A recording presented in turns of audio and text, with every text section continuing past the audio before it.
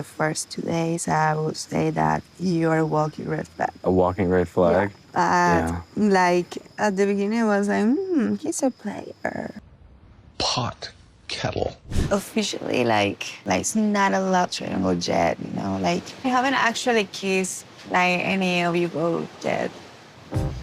It takes one to know one, doesn't it, Jennifer? For as much as Rob may be a walking red flag and a player, guess what? You are too. Her game-playing lies and deception are off the charts. I mean, either she's had a sudden case of amnesia, or she's twisting the truth for her own purposes. Does she just want to be centre of attention? Does she love to get hot and steamy with everyone?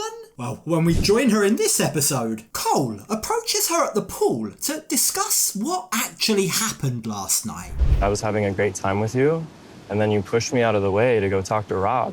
You and Rob sat next to each other, and you put me on the side like, you go sit over here while we talk. From the sounds of things, Cole still doesn't understand why Jennifer acted that way. He thinks that she suddenly and out of nowhere decided to just ditch him and go with Rob. Now, from the way that he's talking, he genuinely doesn't seem to understand that Jennifer was angry with him. He just doesn't get it. He doesn't know what he's done wrong. So now Jennifer is gonna break it down for him. You shushed me. I shushed you? We were like a group, and you say it out loud. You say it so everybody heard.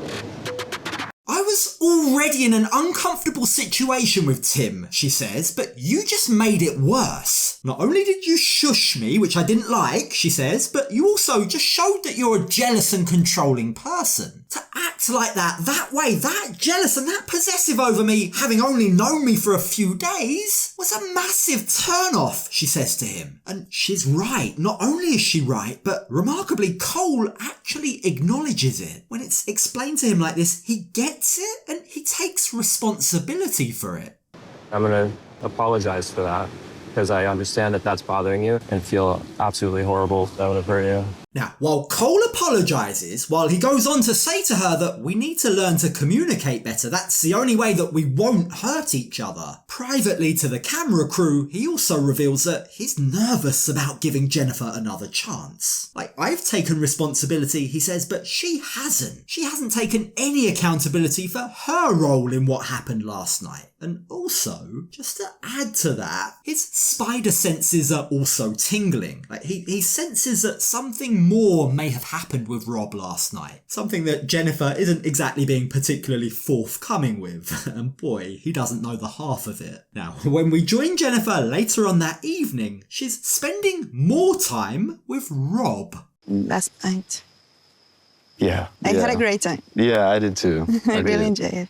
So last night, Jen and I kicked it all night. Yeah, we all saw it, Rob. We saw it all, every graphic detail. Now, Rob is hoping that their night of passion together now officially means that Jen has made her choice. He's hoping that Cole is out of the running, but he's set to be disappointed. You see, Jennifer tells him that not only did she speak to Cole earlier, but she wants to now give him another chance. After all, she says to Rob, it's only fair. I mean, I gave you another shot, didn't I? The first 2 days, I would say that you're a walking red flag. A walking red flag? Like, at the beginning, I was like, he's a player. Now, granted, with all the mess that happened between Rob and Elise in the first few days, it's no wonder, it's not exactly a surprise that Jennifer had a bad opinion of Rob. But to frame it as though she's given him another chance so she owes it to Cole feels a little disingenuous. I mean, the truth is, Jennifer is playing each of them against each other. She's playing a whole different game to them. Don't frame it as though you're doing something equitable for the whole group. Just admit that you're doing it for yourself, you're having fun. Either way, after explaining to Rob that although he's growing on her, she still wants to explore things with Cole, Rob tells her he understands, says that he's fine with it, but also tells her he's worried about getting hurt again. Because I was in a really serious relationship and it did really, really flop. Or were you married? We are still legally married. That took an unexpected turn, didn't it? Now, credit to Rob for being honest about it, but it would have been even better if he'd given her that information before they spent the night together. Now, while Rob tries to reassure her that it's only the legal part of the marriage that's left, the marriage is all but over except on paper, this revelation has come as a complete bombshell to Jennifer. She's totally taken aback by the news.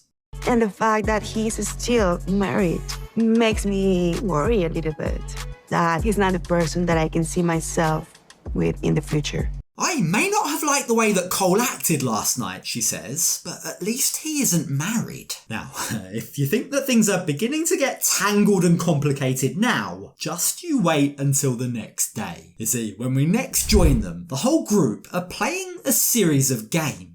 With the group divided into teams, Chantel, Rob, Jennifer and Colt on one team, and importantly Cole on another, competition and tensions, jealousy begin to run high. Now, with the scores still level at the end of all the normal games like popping of balloons, it's left to the tiebreaker round to determine who'll win.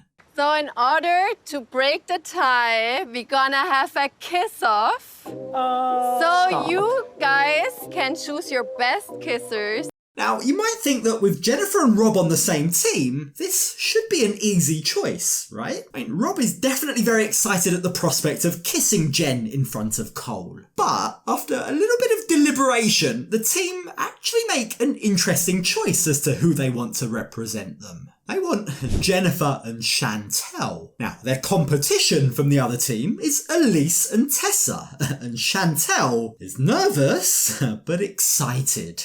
One of the hottest girls here. The last woman I kissed, it felt so amazing. It really was life-changing for me. Keep in mind that before coming to this resort, Chantel had kissed one of her female friends and was left questioning her sexuality. And as it turns out, this kiss with Jennifer is gonna help her to figure some stuff out. So how do they go about it? Is this gonna be a short, timid peck, maybe? Well, no, it's not. These two really get into it.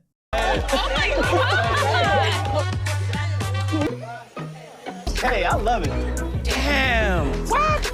Yeah, at this stage, I'm beginning to think that Jen might be an exhibitionist. She's loving this. She's loving the attention, and she's loving doing this in front of everyone. Now, to be fair, as we can see, Chantel is loving things, and just about everyone watching is too. I mean, it's wild. So, could Chantel end up being the new addition to the love triangle between Jennifer, Rob and Cole? That's all we need, isn't it? I mean, at that point, it wouldn't be a love triangle, it would be a love square. But things are so hot and steamy between all of the contestants that eventually it's decided that they can't distinguish or make out who's the winner. All 4 girls are awarded a prize. What is that prize, you may ask? Well, it's a champagne date with whoever they want to choose. Jennifer, who are you going to the champagne date with? I just go. Ooh.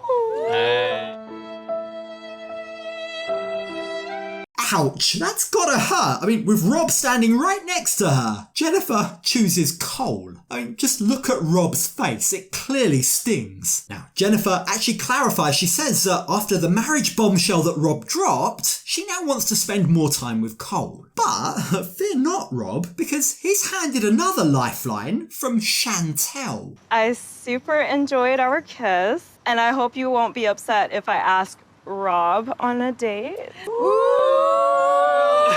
I mean, you can't make this up, can you? Here we are joking about love triangles or love squares, and it's a valid point, but it actually gets even deeper than that. Don't forget, in real life, off camera, Rob's ex, Sophie, is meant to be dating Chantel's ex, Pedro. I mean, it's crazy, isn't it? The whole 90-day universe is unbelievably incestuous. Now, while we'll find out how Rob and Chantel's date goes next week, as far as Cole and Jennifer are concerned, Cole is over the moon to have been picked over Rob. And in fact, on their date, he tells her that he's even more grateful that she didn't choose Rob as her kissing partner in the competition. But Jennifer responds to that by telling him not to get too complacent. Me and Rob do still have something that I want to explore, she tells him. But for now, I want to get to know you better too. I see his beautiful heart and I love that he's obsessed with me. Did Rob happen to say anything after you chose me over him? Cole might be obsessed with Jen, but I'd argue he's just as obsessed, if not more, with Rob. This isn't even about competition anymore. This is now a matter of pride for both men. Now, Cole tells Jennifer he basically gives her all the power here by telling her, I wasn't planning on getting into a love triangle, but because I like you so much, I'll go with it. And to that, Jennifer has a very interesting response. Officially, it's not a love triangle yet, you know? Like, I haven't actually kissed, any of you both yet.